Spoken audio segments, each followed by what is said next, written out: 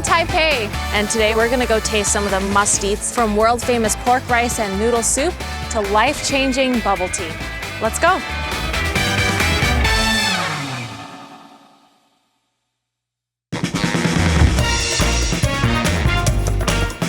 So for a classic Taiwanese breakfast, you want to come to Soy Milk King. They specialize in traditional breakfast dishes, including variations of the youtiao. Youtiaos are deep-fried breadsticks, but also known as the Chinese donut. So what I have in front of me right now is the youtiao wrapped in a layer of flatbread or xiaobing, an egg, and a salty soybean soup to go with it. I'm gonna start with the flatbread. Oh, super crispy. It's basically a carb overdose. I like that the egg is in there because it makes me feel like I'm actually having breakfast. And it comes with this soy paste on the table. So I'm gonna put some on and see how that tastes. The soy paste is kind of sweet, so it actually brings out more flavor in the wrap. I can't imagine having it without it now. It's really good. I'm gonna try some of the salty soy milk now. So I've had sweet soy milk before. This is my first time ever having savory soy milk. It's actually really good. It tastes a little bit like savory tofu because the milk kind of hardens a little bit. So you get this kind of stewy tofu texture and it softens up the pastry a little bit. So it becomes all the more hearty. I can see why people have these two together. People don't usually dip it, but I think I'm gonna do it anyway.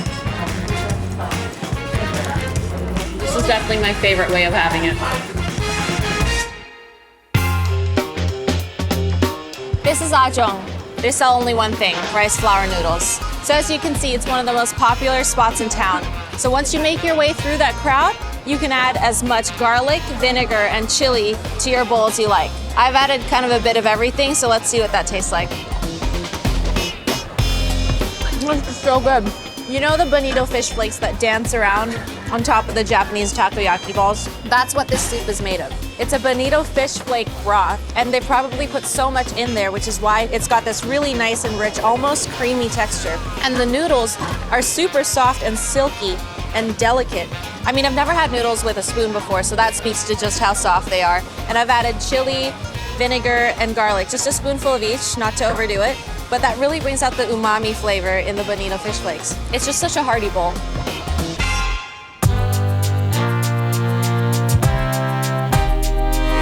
We're here at yet another busy spot. This is Feng. Its braised pork rice might just be one of the best in town. It's essentially just a bowl of white rice with delicately braised pork on top and winter melon on the side. Let's give it a go. This is delicious. The pork is really rich. You can tell how much time has gone into cooking the pork by just how flavorful it is, which is probably why they give you such a big mound of white rice. The winter melon is there to kind of balance out the flavor. It's a little bit pickled, so it's kind of sour, but definitely takes away from just how rich the pork is. This actually reminds me of Hong Xiao Rou, the Shanghainese dish, in the sense that they both kind of share that really juicy and fatty characteristic. The difference is this one's minced up, whereas Hong Xiao Rou comes in bigger pieces. Delicious.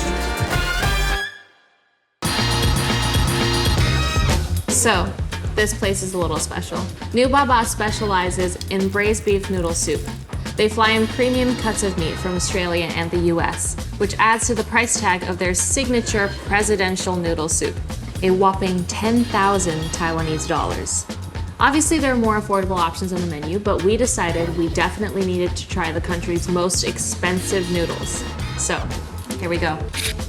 Oh, look at the size of this meat. Nice, firm, thick noodles. Wow. These noodles are so full of flavor and so silky smooth. When I ordered, they gave me 4 options of noodles.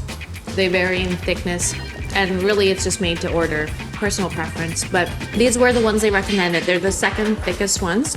What a good choice. Now let's give the beef a try. These are all different cuts of beef. Just tastes like a brisket. So incredibly tender. It's got the flavor of the broth just soaked right through. It goes really well with the noodles. If I had to describe this, I'd say it tastes like $10,000.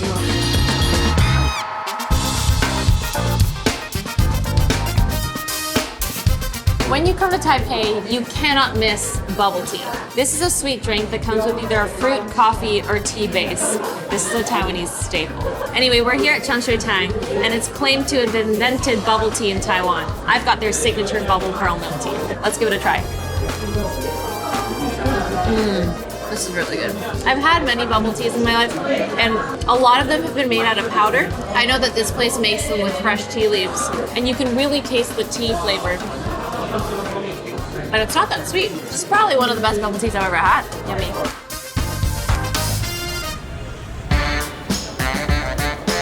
So this is the Tonghua Night Market, one of many in Taiwan, and these are some of the best places to find some amazing street food. I've heard a lot about this Da Chang Bao Xiao Chan, so I'm really excited to have found it here. It's a pretty crazy snack. Basically, it's a glutinous rice sausage cut open and filled with another sausage. Let's give it a go. The sausage is actually pretty sweet. It tastes like a honey sausage. I asked for the garlic one, so it's super garlicky. And the glutinous rice kind of balances everything out because it's just plain rice, but the texture is really nice because it's a little bit like a mochi, nice and sticky. It's gonna take me a while to work this one off, but 10 out of 10 would order again. This is probably my favorite dessert in all of Taipei. It's a peanut brittle ice cream spring roll. Essentially, it's all in the name. It's a wrap with peanut brittle and ice cream rolled up into a little burrito. Oh, and you can opt to add coriander into it. I've never tried it from this stall, so I'm pretty excited to see what's up. Just the way I like it. So the ice cream in here is taro, pineapple, and peanut butter flavored ice creams. They put 3 little scoops in there, so you kind of eat your way through the layers. And the peanut brittle adds a really nice crunch to it.